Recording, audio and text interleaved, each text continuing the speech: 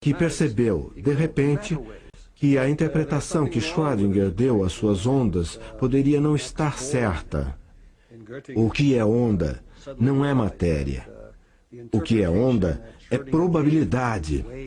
E isso, na verdade, levanta um dos grandes quebra-cabeças e pontos contraintuitivos da mecânica quântica, que é que você não pode predizer, se você tem um certo elétron, o que ele vai fazer.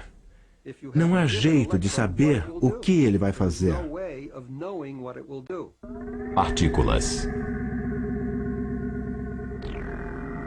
Não há como saber o que a partícula vai fazer. Mas a onda nos diz o que ela pode fazer, nos diz as coisas que ela pode fazer e ser. No átomo, uma onda tem todas as qualidades possíveis de uma partícula.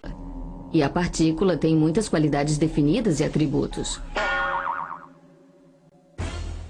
Sua posição, velocidade ou momentum, sua massa, sua rotação. Mas se você observá-la, medi-la, aí a onda e todos os seus atributos desmoronam e temos uma partícula. Não é mais probabilidade, ela existe.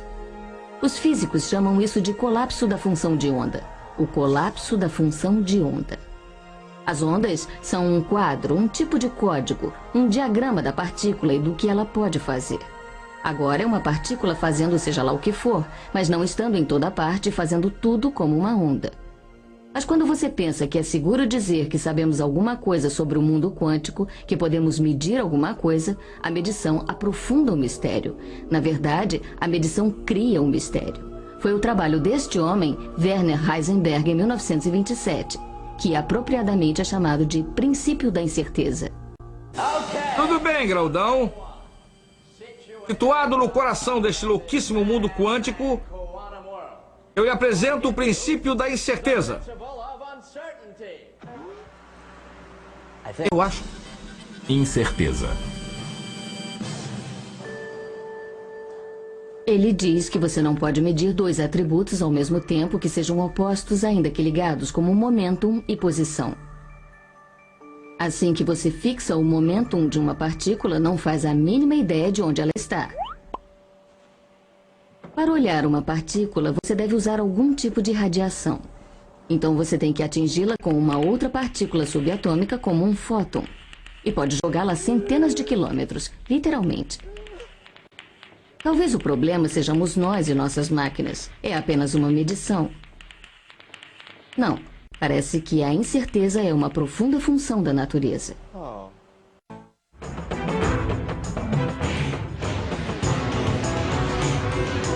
Tudo sobre incerteza, parte 2. Não estamos separados da natureza. Nós e todos os nossos trabalhos fazemos parte de sua certeza e de sua incerteza. A medida e o que é medido estão emaranhados, perdidos um no outro. Foi ao se adaptar que a incerteza da natureza foi revelada na hora da incerteza humana. Foi o início de um século incerto. E, ironicamente, foi a luz do intelecto que furou a velha ordem. Nietzsche declarou que Deus estava morto. Freud penetrou na confortável crosta da consciência em um escuro mundo inferior. Einstein, com pesar, desmantelou o mecanismo de Newton.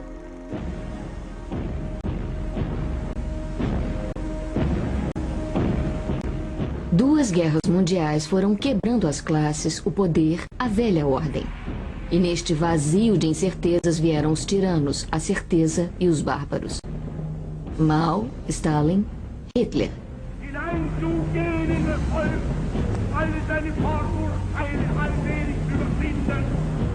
Uma certeza de propósitos.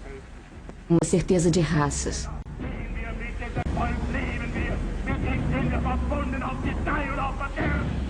Uma certeza sedutora para os jovens.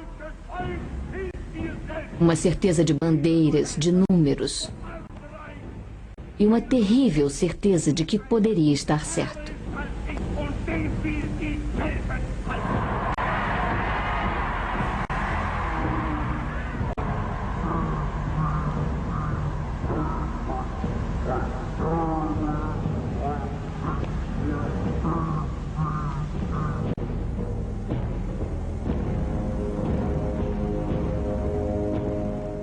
E no meio disso tudo, Werner Heisenberg. Seu trabalho, incerteza. Sua vida, incerteza. Em uma época em que os cientistas e os intelectuais estavam fugindo da Alemanha, Heisenberg ficou para orientar o esforço alemão pela bomba atômica. Ele fez isso tão mal que houve quem dissesse que ele ficara para impedir a bomba e não para construí-la. O princípio da incerteza. Mesmo em suas visões posteriores do mundo quântico, ele preferiu a possibilidade, a probabilidade, mais do que a realidade. Ele diz que há uma onda que Schrödinger achara na matemática. Mas não devemos pensar nessa onda como uma coisa real se deslocando no espaço. Está lá apenas como um potencial. Potencial para o que pode acontecer se fizermos uma experiência. Mas ela não tem uma existência sozinha. Então, sempre temos que pensar na física como um tipo de conexão entre os fatos no mundo macroscópico, que são fatos reais, e no meio há objetos matemáticos, que podemos chamar de potenciais, que realmente, em algum sentido, não estão aqui ou ali. Eles são relevantes, mas não devemos pensar neles só como coisas reais que se deslocam, mas também como coisas que nos dizem o que é potencial para uma coisa real emergir. Esse também era o princípio básico na interpretação de Niels Bohr, que também diz que nunca devemos pensar que o mundo quântico realmente exista.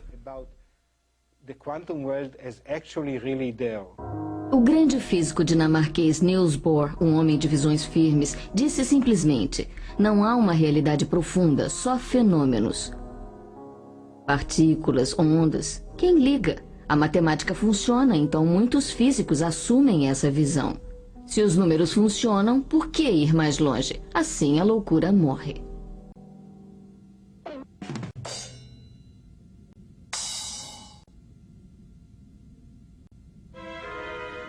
Se você quer uma onda, é uma onda. Se quer uma partícula, é uma partícula. O que der resultado. Não é real, não é importante, diz Bohr. Mas o importante é o que você mede, porque aí se torna real. As ondas se tornam partículas. A medição se torna tão importante quanto o que é medido. Isso, na verdade, cria a realidade. Já que decidimos quando fazer a medição, nós derrubamos a função de onda e fixamos a partícula. Nós criamos a realidade? O melhor exemplo da nossa criação da realidade é a famosa experiência de raciocínio chamada de gato de Schrödinger. Você lembra de Schrödinger? Esta é uma caixa completamente lacrada. Se pudéssemos ver dentro dela, veríamos uma fonte radioativa. A decadência randômica de um átomo. A fonte tem 50% de chance de acionar um martelo para esmagar um frasco de ácido prússico, matando, portanto, o gato. Um observador tem que abrir a caixa para derrubar a função de onda em um dos dois estados possíveis. Lembre-se, antes da medição na mecânica quântica, há as duas probabilidades. O gato está morto ou o gato está vivo. Até que um observador olhe na caixa, o estado do gato é apenas uma onda. Ele está tanto morto quanto vivo. Newton, muito bem. Boa, Newton, boa. Boa.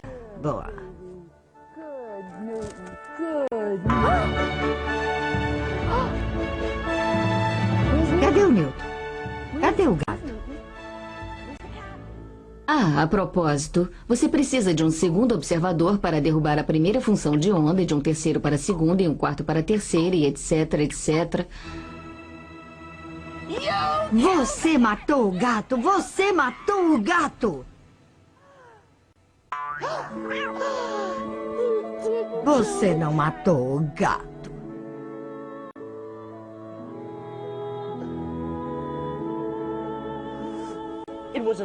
Foi só uma experiência de raciocínio. Só raciocínio. Dizemos que o gato deve estar vivo ou morto. Como sabemos? Bom, achamos isso porque quando olhamos para o gato, ou o vemos morto ou vivo. Nunca vemos as duas possibilidades. Temos uma possibilidade de que, na verdade, vimos o gato morto. Temos outra possibilidade de que vimos o gato vivo. No clássico modo de pensar, só uma dessas possibilidades